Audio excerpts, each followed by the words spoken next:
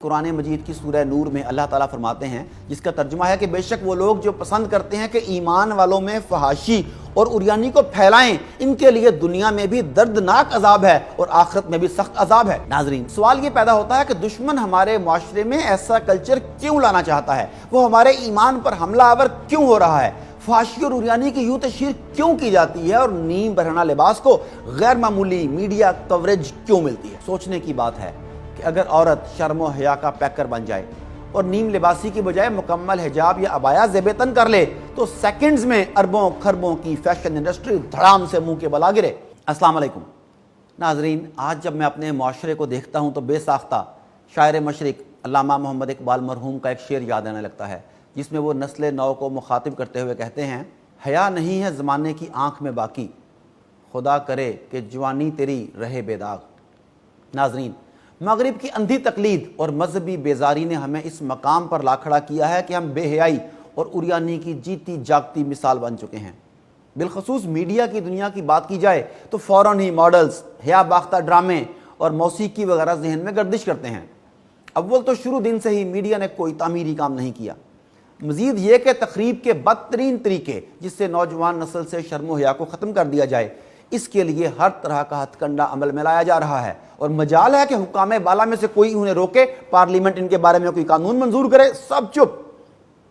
بے حیائی کے فروغ اور عریانی کے پھیلاؤ میں پہلے تو صرف اشتہارات سے کام چلایا جاتا تھا کہ صنف نازک کو ایسا دکھایا جاتا کہ اگر طبیعت میں خواہش نہ بھی ہو تو ہیجان پیدا ہو جائے اور تمام معاشرے کو ہیجانی جنسی کیفیت میں مبتلا کر دیا جائے۔ مگر ناظرین، وقت گزرنے کے ساتھ ساتھ یہ سلسلہ اشتہارات کے علاوہ رمضان ٹرانسمیشن، ماڈل گرلز اور پتہ نہیں کس کس نام پر بڑھتا چلا جا رہا ہے۔ جب کبھی رمضان قریب آتا ہے تو سال بھر بے راہ روی اور فحاشی پھیلانے والے اداکار اور اداکارائیں قرآن و حدیث کے مفہوم اور معنی بتانے لگ جاتے ہیں، اور لگتا ہے کہ بس اب دین سکھانے کے لیے یہی میسر ہیں۔ بالکل اسی طرح ملبوسات اور ماڈلز کی تشہیر کے لیے طرح طرح کے اشتہارات اور پروگرام منعقد کیے جاتے ہیں، اور وہ سب انتہائی افسوسناک حد تک عریانی اور فحاشی لیے ہوئے ہوتے ہیں۔ ناظرین، ابھی حالیہ دنوں میں لاہور میں بھی ایک تقریب کا انعقاد کیا گیا جس میں شوبز کے ڈارک سٹارز، جنہیں یہ لوگ سٹارز کہتے ہیں، بیسیکلی ڈارک سٹارز ہیں، انہیں انعامات سے نوازا گیا۔ لیکن معلوم ایسا ہو رہا تھا کہ یہ کسی یورپین ملک میں ملبوسات یا ماڈلنگ کا پروگرام ہو رہا ہے۔ اگرچہ بعد میں انتہائی مختصر لباس کے باعث اداکاراؤں پر تنقید بھی کی گئی اور سوشل میڈیا صارفین نے اسے خلاف اسلام اور مشرقی تہذیب کے منافی بھی کہا، مگر انہوں نے اپنا کام کر دیا۔ ناظرین، اس کے ساتھ ساتھ نئے انداز میں بے حیائی کے فروغ کے لیے ایک اور ناسور سامنے آیا جس نے تمام ریکارڈز توڑ دیے، اور وہ یہ ہے کہ کسی بھی معروف یا غیر معروف اداکار، بالخصوص خواتین ایکٹیوسٹ میں سے کوئی اپنی ویڈیو، تصویر یا کسی کے ساتھ محبت یا افیئر کے حوالے سے کوئی بات شیئر کرتا ہے تو اسے مین سٹریم میڈیا پر ایسے کوریج دی جاتی ہے جیسے اس وقت ملک پاکستان بلکہ پورے عالم اسلام کا سب سے اہم مسئلہ یہی ہے۔ افسوس کی بات تو یہ ہے کہ اشتہارات تو کچھ وقت کے لیے ہوتے ہیں، یا ملبوسات وغیرہ کی نمائش کے نام پر ہونے والے بے حیائی ایک پروگرام تک محدود ہوتی ہے، مگر اس جدید بے حیائی نے تو لمحہ بلمحہ سب کو اپنے سحر میں جکڑ رکھا ہوتا ہے، اور نیوز وغیرہ سننے کے لیے بھی میڈیا کا رخ کیا جائے تو یہی بےہود اور فرسودہ باتیں سننے کو ملتی ہیں کہ فلاں کی محبت، فلاں کی شادی فلاں وہاں سے بھاگ گئی، فلاں رشتہ کہاں تک پہنچا۔ پھر ان ویڈیوز پر میمیز بنائی جاتی ہیں، ان پر تبصرے ہوتے ہیں، دن رات اسے یوں پروموٹ کیا جاتا ہے کہ سنجیدہ اور غیرت مند لوگ شرم سے ڈوب مرنے کے قابل ہو جاتے ہیں۔ ناظرین، اس بدلتی صورتحال کو نہ تو کوئی روکنے والا ہے، نہ ہی کوئی خاص آواز اٹھائی جاتی ہے۔ اب حالیہ دنوں میں بھی ایک بدنام زمانہ شخصیت کی شادی کی خبریں گردش میں ہیں، کبھی اس کی انگوٹھی پر تبصرہ ہو رہا ہے تو کبھی ہاتھ پر لگی مہندی کا، کبھی کپڑوں کے رنگ کا۔ گویا اس وقت پوری امت مسلمہ کا مسئلہ یہی ہے کہ موصوفہ نے آج کپڑے کون سے پہنے ہیں، کل کون سی جوتی اور پرسوں کون سی گاڑی سے اتری ہے۔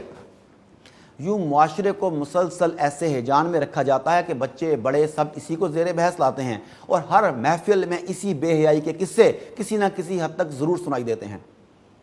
اب میڈیا کے ساتھ ساتھ سوشل میڈیا میں اضافے سے اس میں مزید بگاڑ آ رہا ہے۔ ناظرین، یہ صورتحال انتہائی گمبھیر اور عذاب خداوندی کو دعوت دینے کے مترادف ہے، اور پاکستان تو پہلے ہی اللہ تعالیٰ کی ناراضگی کی زد میں ہے۔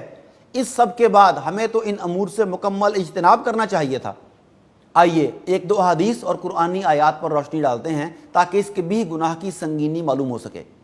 ناظرین، قرآن مجید کی سورہ نور میں اللہ تعالیٰ فرماتے ہیں، جس کا ترجمہ ہے کہ بے شک وہ لوگ جو پسند کرتے ہیں کہ ایمان والوں میں فحاشی اور عریانی کو پھیلائیں، ان کے لیے دنیا میں بھی دردناک عذاب ہے اور آخرت میں بھی سخت عذاب ہے۔ اسی طرح قرآن کریم میں کئی مقامات پر ایسے شخص کے لیے سخت عذاب کی وعید سنائی گئی ہے جو اسلامی معاشرے میں بے حیائی کا سبب بنتا ہے۔ نیز رسول اللہ صلی اللہ علیہ وآلہ وسلم نے فرمایا، شرم و حیا ایمان کا حصہ ہے۔ ایک اور موقع پر ارشاد فرمایا، اگر آپ میں شرم و حیا باقی نہ رہے تو جو چاہے کرو۔ ناظرین، سوال یہ پیدا ہوتا ہے کہ دشمن ہمارے معاشرے میں ایسا کلچر کیوں لانا چاہتا ہے؟ وہ ہمارے ایمان پر حملہ آور کیوں ہو رہا ہے؟ فحاشی اور عریانی کی یوں تشہیر کیوں کی جاتی ہے اور نیم برہنہ لباس کو غیر معمولی میڈیا کوریج کیوں ملتی ہے؟ سوال یہ ہے کہ ایک مسلمان معاشرے میں بے شرمی اور بے حیائی کو فروغ کیوں دیا جاتا ہے؟ ناظرین، ان سب سوالوں کا سیدھا سا جواب یہی ہے کہ جب تک ہم اپنی اقدار، روایات اور دین اسلام کی پاک تعلیمات کے ساتھ جڑے رہیں گے، تب تک شیطانی طاقتوں کا غلبہ ممکن نہیں ہوگا۔ جب ہمیں حیا باقی نہیں رہے گی، اقدار کی فکر نہیں ہوگی، تو دشمن بغیر کسی محاذ آرائی کے ہم پر غلبہ پالے گا۔ اسلام دشمن قوتیں در حقیقت مسلمانوں میں سے شرم و حیا ہی کو تو ختم کرنا چاہتی ہیں اور بے حیائی کو اس قدر عام کرنا چاہتی ہیں کہ تمام مسلمان بالخصوص خواتین حیا سے کوسوں دور ہو جائیں، کیونکہ ان اسلام دشمن قوتوں کے ناپاک ایجنڈوں کی تکمیل اسی وقت ہو سکے گی جب مسلمانوں سے عفت و پاک دامنی نکل جائے اور وہ فحاشی اور عریانی کا دل دادا ہو جائیں۔ چنانچہ بین الاقوامی طاقتیں ایک خاص منصوبے کے تحت بے حیائی کو فروغ دیتی ہیں تاکہ مسلمان اپنی حقیقی اقدار اور روایات کو بھول کر ان جدید ہٹ کنڈوں کا شکار ہو جائیں اور حیا و پاک دامنی کے تصور کو بھول کر اسلام دشمن عناصر کے ناپاک منصوبوں کی تکمیل کا باعث بنیں۔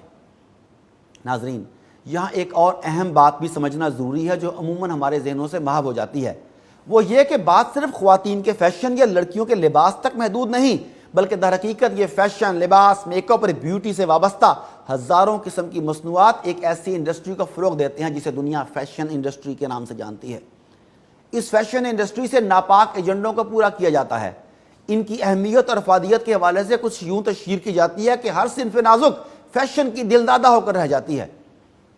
سوچنے کی بات ہے کہ اگر عورت شرم و حیا کا پیکر بن جائے اور نیم لباسی کی بجائے مکمل حجاب یا عبایا زیب تن کر لے تو سیکنڈز میں اربوں خربوں کی فیشن انڈسٹری دھڑام سے منہ کے بل آ گرے۔ ایسا وقت بھی نہیں لگے گا اسے تباہ ہونے میں، مگر لادینی قوتیں ایسا ہونے نہیں دیتی اور اسلام دشمن طاقتیں مسلمانوں کو ان نام نہاد فیشن وغیرہ میں الجھا کر اپنے حقیقی عزائم سے ناواقف رکھتی ہیں۔ ناظرین، اس سب کے بعد اس بات کی اہمیت بہت بڑھ جاتی ہے کہ عوام الناس کو ان حقائق سے آگاہ کیا جائے اور لبرلز اور اسلام دشمنوں کے خفیہ عزائم سے بہرہ ور کیا جائے۔ ضرورت اس بات کی ہے کہ تمام اہل فکر و نظر اور ارباب علم و دانش میڈیا میں پھیلتے ان پروپیگنڈوں کی سنگینی کا احساس کریں اور عوام کو بیدار کریں۔ اگر آج ہم نے ان امور کی روک تھام نہ کی تو کل ہمارا مستقبل بے حیائی اور عریانی کا استعارہ بن جائے گا۔ ناظرین، سوچئے، اٹھئے، اپنی آنے والی نسلوں کے ایمان کی حفاظت کیجیے۔ اللہ نے کے مان۔